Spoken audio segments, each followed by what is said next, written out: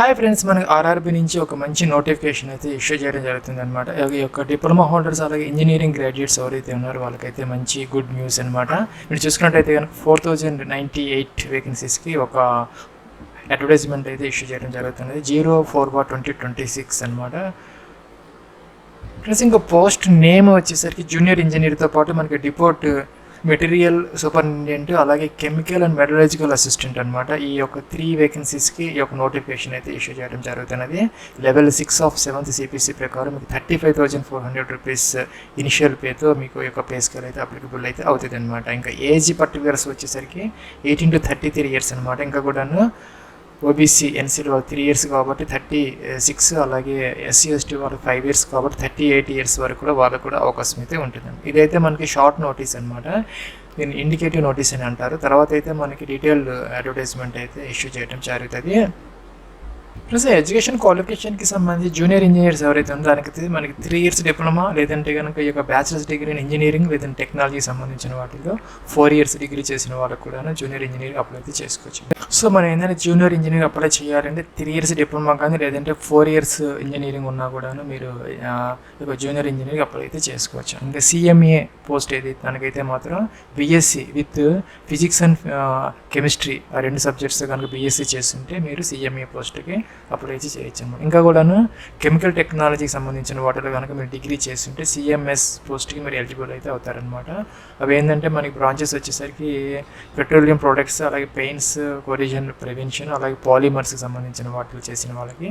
Friends ఇవన్నీ ఏంటంటే last ఇయర్కి వచ్చినటువంటి ఆ యొక్క నోటిఫికేషన్ ప్రకారం డీటెయిల్స్ అనమాట. ఇది కొంచెం చేంజ్ అయ్యే అవకాశం అయితే ఉంటుంది. జనరల్గా ఏంటంటే ఈ యొక్క CMA పోస్టులకి అయితే BSc కెమిస్ట్రీ అండ్ ఫిజిక్స్, ఇంకా CMSకి సంబంధించి ఇక కెమికల్ టెక్నాలజీ సంబంధించిన వాటిలో కనుక డిగ్రీ చేస్తుంటే CMS పోస్టులకి మనం ఎలిజిబుల్ అయితే అవుతాం అనమాట. ప్లస్ ఇంకా ఫీజు పర్టికులర్స్గా చూసుకుంటే కనుక మనకి SC/ST ఎక్స్-సర్వీస్మెన్, PWD క్యాండిడేట్స్ అలాగే ఫీమేల్ క్యాండిడేట్స్ వీళ్ళందరికీ కూడా మొదట ఏంటంటే 250 రూపీస్ అయితే పే చేయాలి. తర్వాత మొత్తం అమౌంట్ అయితే మీకు రిఫండ్గా ఇవ్వడం జరుగుతుంది అనమాట, వెనక్కి ఇవ్వడం జరుగుతుంది అనమాట ఎగ్జామ్ రాసిన తర్వాత. అలాగే మీరు చూసుకుంటే SC/ST వాళ్ళకైతే మీకు ట్రావెల్ ఫేర్ కూడా ఫ్రీగా అయితే ఇవ్వడం జరుగుతుంది.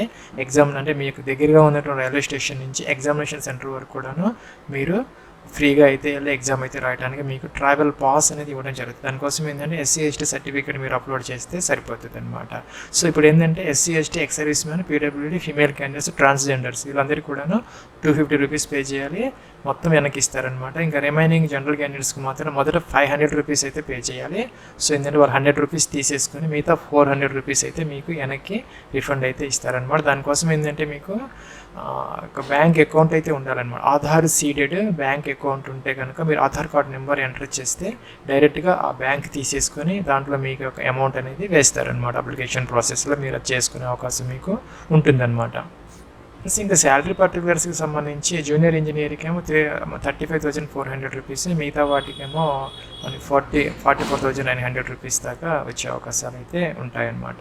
ప్లస్ మన లాస్ట్ ఇయర్ యొక్క నోటిఫికేషన్ ప్రకారం ఆర్ఆర్బీ సికింద్రాబాద్లో దాదాపుగా మనకి 103 యొక్క జూనియర్ ఇంజనీర్ ఆ యొక్క పోస్టులు అయితే మనకు ఉన్నాయి. ఎలక్ట్రికల్లో ఉన్నాయి. ఇప్పుడు అలాగే మనకి ఎలక్ట్రికల్లో కూడా వేరియస్ బ్రాంచెస్ ఉన్నాయి అన్నమాట. ఎలక్ట్రికల్లో వర్క్షాప్లో కొన్ని ఉన్నాయి, జనరల్ సర్వీసెస్లో కొన్ని వేకెన్సీ, అలాగే సివిల్లో ఉన్నాయి, అలాగే డిజైన్, డ్రాయింగ్, ఎస్టిమేషన్లో ఉన్నాయి, అలాగే civil works junior engineer, carriage and యొక్క వ్యాగన్ యూనిట్లో కొన్ని వేకెన్సీస్ ఉన్నాయి. అలాగే డీజిల్ మెకానికల్లో ఉన్నాయి, మెకానికల్ అండ్ మెకానికల్ వర్క్షాప్లో ఒక 16 దాకా ఉన్నాయి, డీజిల్ ఎలక్ట్రికల్, అలాగే సిగ్నల్లో కొన్ని ఉన్నాయి, అలాగే టెలికమ్యూనికేషన్లో కూడా లాస్ట్ ఇయర్ మనకి వేకెన్సీస్ అయితే ఉన్నాయన్నమాట. సో ఈసారి మనకి డీటెయిల్ నోటిఫికేషన్ వస్తే ఈ యొక్క ఏ బ్రాంచ్లో ఎన్ని వేకెన్సీస్ ఉన్నాయి, అలాగే ఆర్ఆర్బీలో ఎన్ని వేకెన్సీస్ ఉన్నాయి మనకు తెలుస్తుంది అనమాట. మీరు ఆర్ఆర్బీ కన్నా ఎక్కువ పోస్టులో ఉన్నటువంటి ఆర్ఆర్బీకి అప్లై చేసుకునే అవకాశం ఉంటుంది. సికింద్రాబాద్కే చేయాల్సిన అవసరం అయితే లేదు. మీరు ఏదో ఒక ఆర్ఆర్బీని చూజ్ చేసుకుని దానికి మీరు అప్లై అయితే చేసుకోవచ్చు అనమాట. ఇది ఫ్రెండ్స్ మనకి ఏంటంటే అప్లికేషన్ స్టార్టింగ్ ఎప్పుడంటే 14 ఆగస్ట్ అయితే మనకి స్టార్ట్ అయ్యే అవకాశాలు ఉన్నాయి. ఆగస్టు 14వ తారీఖు, ఇంకా సెప్టెంబర్ 13వ తారీఖు దాకా అప్లై చేసుకునే దానికి టైం అయితే ఉంటుంది అనమాట. ఫ్రెండ్స్ మన అప్లికేషన్ ఆన్లైన్ ప్రాసెస్ కోసం అయితే సెపరేట్ వీడియో అయితే చేయడం జరుగుతుంది, మనం గతంలో కూడా చేసాము. ప్లస్ అప్లికేషన్ ఆన్లైన్ ప్రాసెస్కి సంబంధించి ఆర్ఆర్బీ ఆపరేటెడ్ gov.in అనేది మనకి అఫీషియల్ వెబ్సైట్ అనమాట. ఇప్పుడు మన టెక్నీషియన్కి ఎలా అయితే మనం సిగ్నల్కి దానికి అప్లై చేసాం సేమ్ ప్రాసెస్ అయితే ఉంటుంది. ప్లస్ మనం గతంలో ఒక వీడియో అయితే చేసాం, లాస్ట్ ఇయర్ 2025, 2024 కూడా చేసాం. మీకు కావాలంటే చూసుకోవచ్చు అనమాట. ఏమేమి డాక్యుమెంట్స్ అప్లోడ్ చేయాలి, ఏం కావాలి అనేది మీకు తెలుస్తుంది అనమాట.